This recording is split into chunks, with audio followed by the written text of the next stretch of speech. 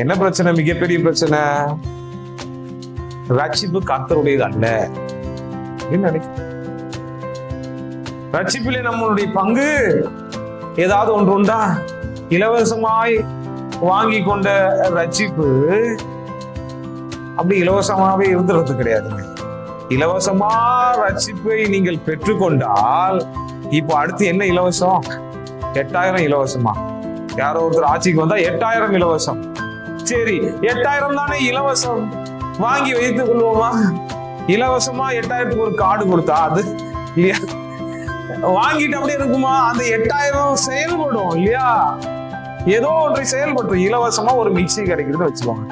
எவரோ ஒருத்தர் ஆட்சிக்கு வந்து இல்லையா இலவசமா ஒருத்தர் மிக்சி கொடுக்குறான்னா, இலவசமா கிடைச்சது, நீ இலவசம் நான் சும்மா தான் இருக்க போற அப்படியா? இலவசம்னாலும் அது ஓடணுங்க.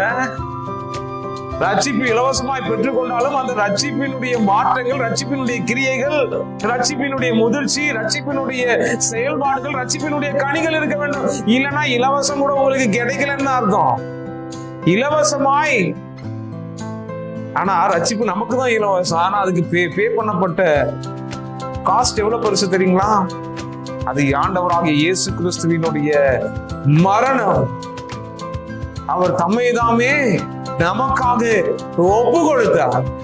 அப்போ அதையே வச்சுட்டு ஒண்ணுமே மாறல, மாறுறதுக்கும் விருப்பம் இல்லை, வாழ்க்கை அப்படியே போய்கிட்டு இருக்குன்னா